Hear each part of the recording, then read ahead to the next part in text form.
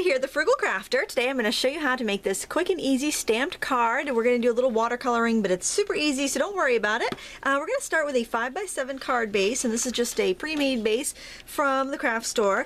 And I'm using this large peony stamp from About Art Accents. And what I'm going to do is actually just ink it up with Distress ink, just a blue. Any blue dye-based ink would be fine. You could use pigment ink, but it will take longer to dry, so just keep that in mind if you're going to use pigment.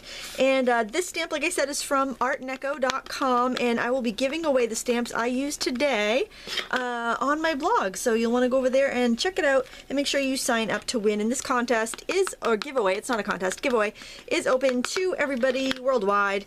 There's no restrictions at all. So what I'm doing is I'm just stamping these pretty flowers all the way around the border on my card base. So basically I'm making kind of just like a pattern paper basically. And the stamp mount I'm using is a Rock-a-Block. It's just a curved mount because, as you can see, I haven't mounted the stamp yet. I just used a glue stick actually and stuck it on here, and I want to make sure I get a good impression, so that having that curved mount really helps. And I'm actually stamping on just some scrap paper. It's on top of an old magazine, old catalog, just to give me a little cushion, because I'm not so sure how they would stamp on this table otherwise. Alright, so there I've got that pretty good. And I'm just going to set that aside to dry. And then I've got a piece of cardstock here. And actually, it's either cardstock or 90-pound watercolor paper. I think it might actually be watercolor paper because it worked really well. But it is a smooth, hot press type of paper. And then we're going to take that same stamp again. But this time I'm going to use an Inktense block. You could actually use a watercolor crayon or watercolor paints for this. You could use ink too, but you just want to make sure if you're using ink, you work with a light ink pad. Start with a light ink pad like I am with this crayon, and then you can switch to your darker color. Just keep going light to dark and stay in the same color family, and you should be fine. And I would also recommend, if you do want to use an ink pad, to use the like the little tiny ones. If you have any of those little tiny ones, they used to make great ones called Dauber Duos, and I don't think they make them anymore, but they were really fun because they're almost like a little, almost like lipstick sized ink pad, and you could really get some cool effects with that, and you could color in stamps really detailed, and you could use it with stencils, and it was just a lot of fun. I'm trying to stay in the blue family, so I've got this teal, and I'm just staying in the same color family so that they're gonna, if they blend together too much when I spray them with water, they're not gonna make a mess. Alright, I think I've got that pretty well covered. Now I'm just gonna use a spray bottle, and I'm going to go off camera to do this, but I'm just gonna spray it just very lightly with the water. It's just giving like a light mist on there. And I'm gonna stamp this once in the corner of my panel of paper. Okay, so we've got a really watercolory, gushy image, and I'm just going to take a damp, clean brush, and I'm just going to spread around some of that color. Just going to give it a nice painterly look. You don't do all of it, just here and there, because we'll want to let that dry and add more to it later. But that's going to give us a really nice starting point. Now for the butterflies, we're going to do the exact same thing with the same colors we've been using. This color on there. Excuse the big baggy sweatshirt. I don't know what happened to the my normal studio jacket, so I snagged my husband's. So it's very roomy, and you can probably hear my space heater going under my table. It is getting chilly down here, and I don't mind saying so. I am definitely chilly in the craft room. I think it was in the 50s down here today. Very, very chilly, but usually doesn't get much colder than that, so I guess that's not too bad. And once I get going, I usually don't even think about the cold, but getting started, man, it's rough. That's a little gushy. I'm going to stamp that off on my scrap paper, get some of that off, because I can see it's way too much and it's just going to make a mess. There. And I want to do one more.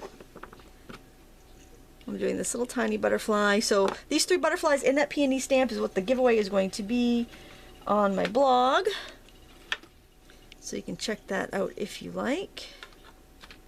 Tell your friends if they want to win stamps too. All right, and now I'm going to use a stamp that I've had for a long time. I'm not even 100% sure who makes it. I think it was a Sugarloaf company, and what I did, I took all my sentiment stamps one day, and I mounted them on Jenga blocks, and I keep them in a printer's tray above my desk because all these little stamps were in different sets, and I wasn't using them because they were all hidden away in my binders, so I found that to be so much easier to get them used that way. I'm going to pause the camera, I'm going to dry this with my heat gun, and then we're going to add some finishing touches and put the card together.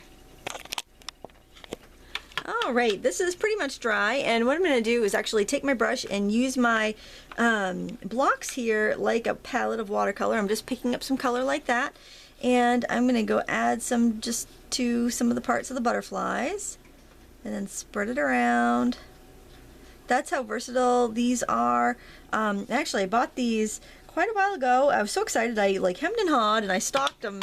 You know, I kept going to the different sites I shop at and checking it out and waiting for the price to drop, and I finally took the plunge and bought these, and then they sat on the shelf. So I'm like, what's going on there? That's not right. I've got to use these. Christmas is coming. I'm asking for new supplies and I haven't even, you know, used the ones I have. So that's just wrong. Oh, I just noticed my cat Tally has come down to the studio.